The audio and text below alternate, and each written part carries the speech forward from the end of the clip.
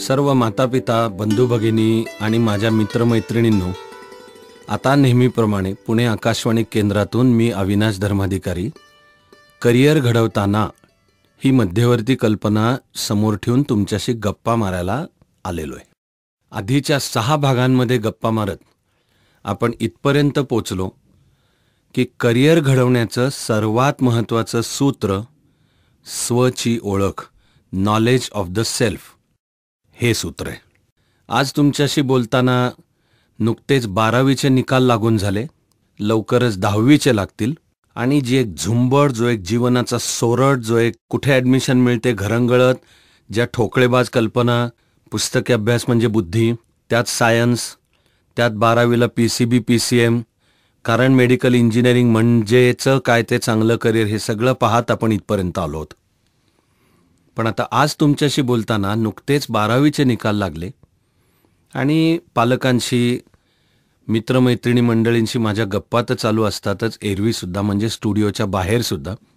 तर त्यातल्या एक अतिशय सुशिक्षित असलेल्या आई माझ्याशी कमालीच्या दुःखाने बोलत होत्या की त्यांचा मुलगा जो आहे अतिशय हुशार, त्याला जायचं आहे इंजिनिअरिंगला, पण आता 12वीला त्याचे 2 पेपर राहिले.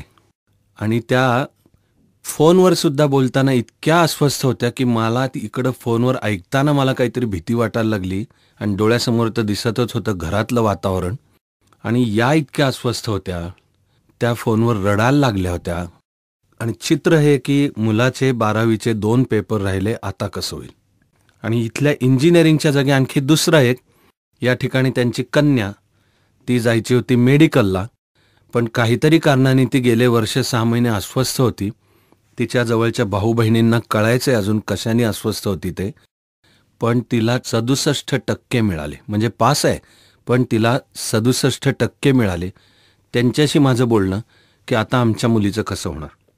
आपण पाहिलं आहे की मेडिकल इंजिनिअरिंग आहेत चांगली करिअर्स, आणि अनुक्रमे बायोलॉजी आणि मॅथ्स आवडणारे, त्यातसुद्धा ॲप्लाइड बायोलॉजी किंवा मॅथ्स, आनंदाने जावं त्यांनी मेडिकल इंजिनिअरिंगला.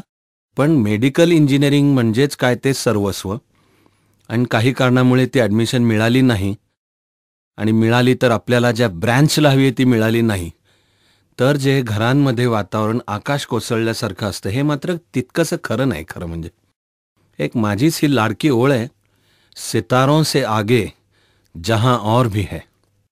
आपली नजर काही विशिष्ट सूर्य चंद्र तारकांवर खेळलेली असते.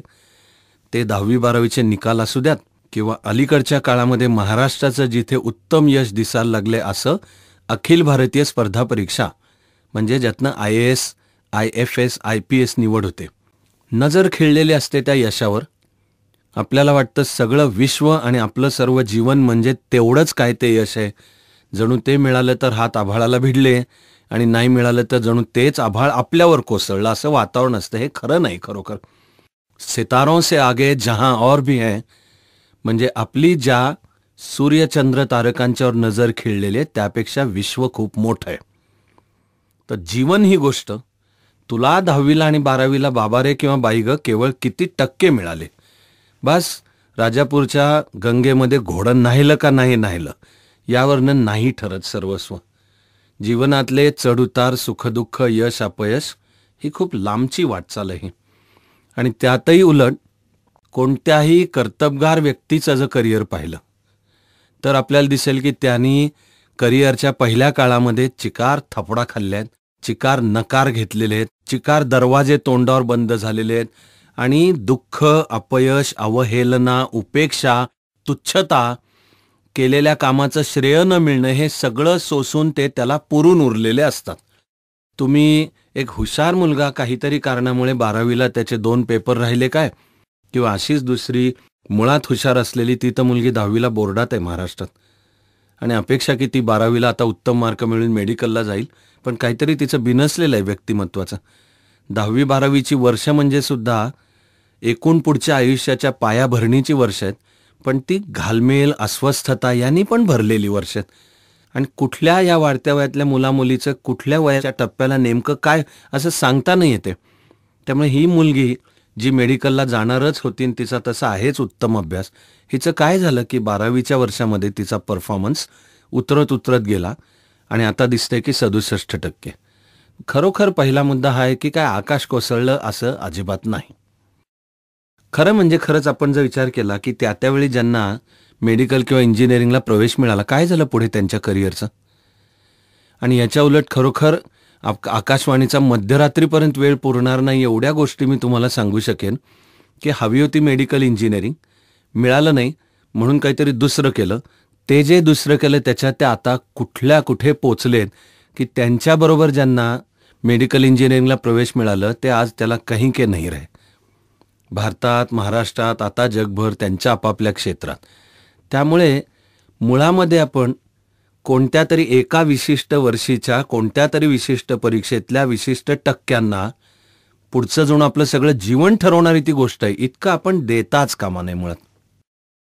मी तर मुळात मला जमतं तेवढं मुलामुलींना हे सांगतोच की तुम्ही कोण आहात, तुमची गुणवत्ता काय, तुमचं मेरिट काय, हे ठरवण्याचे अधिकार जन्मात कुठल्याही दुसऱ्या व्यक्ती किंवा संस्थेकडे देऊच नका. म्हणजे उदाहरणार्थ 10वी-12वीचे निकाल. तर आता तू हुशार आहेस का नाहीस, हे काय तू काय 10वी बोर्ड आणि 12वीच्या बोर्डाच्या हातात सोपवतोयस का? आणि त्यांनी सांगितलं ते काय सर्वस्व मानून चालतोयस की ते जर म्हणाले तुला अमुक टक्के चांगले म्हणजे लय शाणा लागून गेला आणि काही कारणामुळे 2-5% कमी किंवा समजा परीक्षा पद्धतीच्या भाषेत ज्याला नापास म्हणतात तर तुला आत्ता काय वाटायला वाटलं नापास. चुकीच्या समजुतीत. तुमची गुणवत्ता ठरवण्याचा अधिकार दुसऱ्या कोणाच्या हातात देऊच नका. पण मग तुमची गुणवत्ता ठरवण्याचा अधिकार दुसऱ्याच्या हातात देऊ नका हे वाक्य थोडं सोपं आहे, पण हे वाक्य खरं करायचं असेल तर जे झालं पाहिजे ते जास्ती अवघड आहे, पण ते जास्ती क्रिएटिव्ह पण आहे. ती खरी तपश्चर्या आहे. ती म्हणजे तुमची गुणवत्तेची जोपासना सतत चालू पाहिजे. ती कोणत्याही सर्टिफिकेटच्या निरपेक्ष की किती टक्के मिळाले, तुमचा अभ्यास जबरदस्त पाहिजेच तुमच्या क्षेत्रातला. आणि मग आपण आपल्या गप्पांमध्ये इथपर्यंत आलो आहोत की तुमचं क्षेत्र कोणतं ते ठरवायला पाहिजे. स्वची ओळख. आपण असं मानू की समजा हा जो मुळात इंजिनिअरिंगला जाणार होता पण आता 2 विषय राहिले, पण त्याला खात्री आहे की मला कळलाय माझा स्व आणि तो गणित आणि अप्लाइड गणिताच्या क्षेत्रातला आहे, मला जीवनात काही होईन तर इंजिनिअरच होईन. तर मग त्यांनी हे अपयश पचवून त्याच्या नाकावर टिचून पुन्हा तयारी करून जीवनात जे क्षितिज मिळवायचं ते येतं साध्य करता. तेच या मेडिकलला जाणाऱ्या जाऊ इच्छिणारी मुलगी की जिचं गेल्या 6 महिन्यात काहीतरी बिनसल्यामुळे 67% आली, ती ह्या सर्वावर पुन्हा मात करून इंग्लिशमधले एक छान शब्द आहे बाउन्स बॅक, म्हणजे पुनरागमन, पुनरुत्थान. माणूस हे पुनरुत्थान घडवू शकतो, पण सर्वाचं मिळून मूळ सूत्र आहे स्वची ओळख, नॉलेज ऑफ द सेल्फ. सर्व ऐकत असताना मला वाटतं तुमच्या मनात येईल प्रश्न हा की तुम्ही सांगताय ते साधारण आम्हाला पटतंय, मग आम्हाला जरा हे स्वची ओळख कशी हे जरा आम्हाला सांगा. तर मी जर तुम्हाला सांगायला सुरुवात केली, तुम्हाला बसल्या जागी ऐकत असताना आश्चर्य पण वाटणं शक्य की अरे एवढं सोपं आहे होय, ते खरंच सांगतोय सोपं आहे.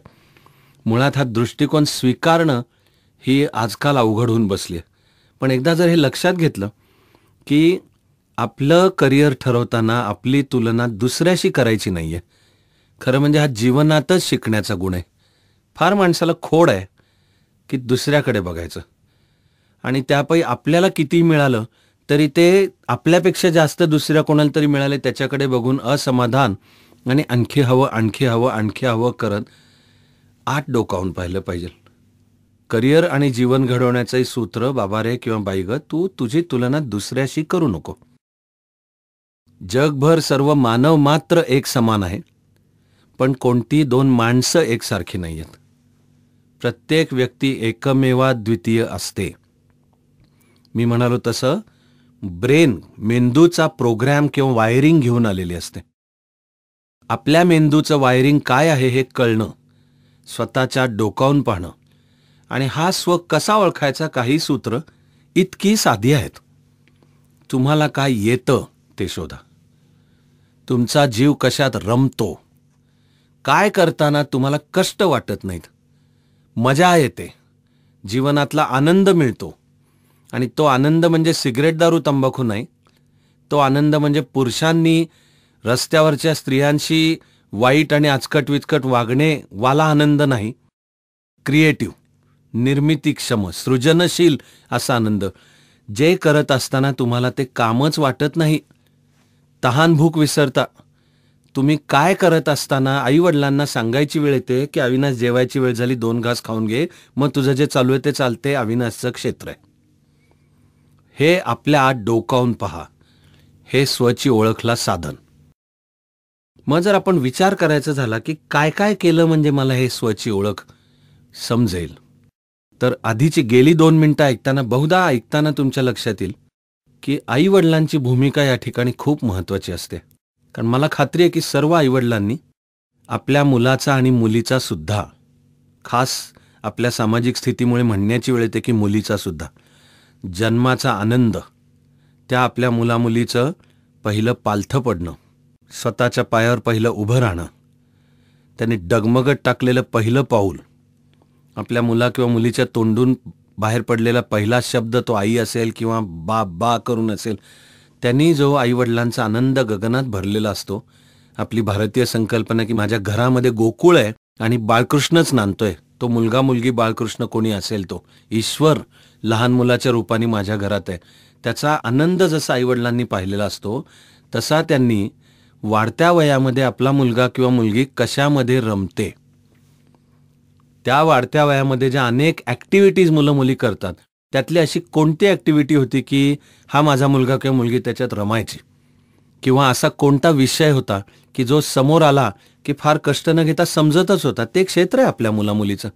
तेव्हा आईवडिलांनी जर, एक आईवडील म्हणून काही वेळा आपल्या मुलामुलींकडनं अपेक्षा असतात, अपेक्षा असणं साहजिक आहे, पण त्या आईवडिलांनी व्यक्त केलेल्या अपेक्षा आणि मुलामुलींनी पण म्हणणं की माझ्या आईवडिलांच्या अपेक्षा मी पूर्ण करीन, या जीवनाची धन्यता आहे. दोन्ही चांगलंच आहे, पण आईवडिलांनी पण पाहायला पाहिजे की आपण ज्या अपेक्षा आपल्या मुलगा मुलीकडनं व्यक्त करतो, अपेक्षित धरतो, त्या पूर्ण करायला लागणारी गुणसंपदा माझ्या मुलाच्या किंवा मुलीच्या व्यक्तिमत्वात आहे का. आणि मुलामुलींनी सुद्धा म्हणणे की माझ्या आईवडिलांची अपुरी स्वप्न मी पूर्ण करीन, हे तो चांगला मुलगा मुलगी असल्याचंच लक्षण आहे. पण मग त्या मुलामुलींनी पण पाहायला पाहिजे की या अपेक्षा पूर्ण करायला जे व्यक्तिमत्वामध्ये गुणसंपदा पाहिजे ती आहे का. याला सायकोलॉजीमधला शब्द आहे कॉन्व्हर्जंट ॲटिट्यूड्स, म्हणजे मिळणारे दृष्टिकोन. आईवडील पण विचार करतायत की आमच्या अपेक्षा पूर्ण करणारे गुण हे माझ्या मुलामुलीच्या व्यक्तिमत्वात आहेत का, तोच विचार मुलगा मुलगी करतोय. पण करिअरची दिशा घरात बसून चर्चा होताना ठरवताना शोध घेतला पाहिजे तो असा आपल्या आतल्या गुणांचा. मग आहेत आपल्याला ज्यांनी 4, 5, 6, 7 वर्ष पाहिलेलं असेल असे चांगले शिक्षक. खरोखर शिक्षकाचं काम नुसताच एखादा विशिष्ट विषय शिकवणं नाही आहे. शिक्षकांनी जवळून त्या मुलामुलीची वाढ पाहिलेली असते, त्यामुळे त्यांना कोणता गुण मला ह्या मुलामुलीत दिसलाय त्या गुणानुसार पुढे कोणतं क्षेत्र आहे असं चांगले शिक्षक करू शकतात. आणि आपण हाच विषय भाग 2 मध्ये चालू ठेवणार आहोत, पण त्यामध्ये स्वची ओळखला तुम्हाला मदत करणारा सगळ्यात महत्त्वाचा तुमचा गुरु म्हणजे मित्रहो तुम्ही स्वतःच. ते तुम्ही स्वतःच स्व कसा ओळखायचा आणि त्या आधारावर करिअर कसं घडवायचं हे समजावून घ्यायला पुन्हा भेटूयात. त्यावेळपर्यंत आणि कायम माझ्या तुम्हाला शुभेच्छाच आहेत. चाणक्य मंडल परिवार आपापल्या क्षेत्रात उत्तमता आणि प्रतिभेची उंची गाठण्यासाठी कोणत्याही क्षेत्रात उपयोगी अशा मूलभूत कौशल्यांचा अभ्यासक्रम. आमचा फाउंडेशन कोर्स, रेग्युलर आणि वीकेंड बॅचेस, स्वची ओळख, संवाद कौशल्य, नेतृत्व गुणांचा विकास, असं बरंच काही. UPSC MPSC मधील CSAT म्हणजे आमचा फाउंडेशन कोर्स. कोर्स सुरू पुणे 29 जुलै, मुंबई 28 जुलै. चाणक्य मंडलच्या सर्व कोर्सेसच्या फिल्म्स www.chanakyaMandal.org वर उपलब्ध आहेत. चाणक्य मंडल परिवार. स्पर्धा परीक्षांना पात्र व्हायचंय, अजून वेळ आहे, पण पुढे स्पर्धा परीक्षा द्यायच्या आहेत, तर आतापासून काय करू या प्रश्नाचं उत्तर म्हणजे आमचा प्रिपरेटरी कोर्स. रेग्युलर आणि वीकेंड बॅचेस सुद्धा. पुणे 22 जुलै पासून, मुंबई 28 जुलै पासून. चाणक्य मंडलच्या सर्व कोर्सेसच्या फिल्म्स www.chanakyaMandal.org वर उपलब्ध आहेत. चाणक्य मंडल परिवार.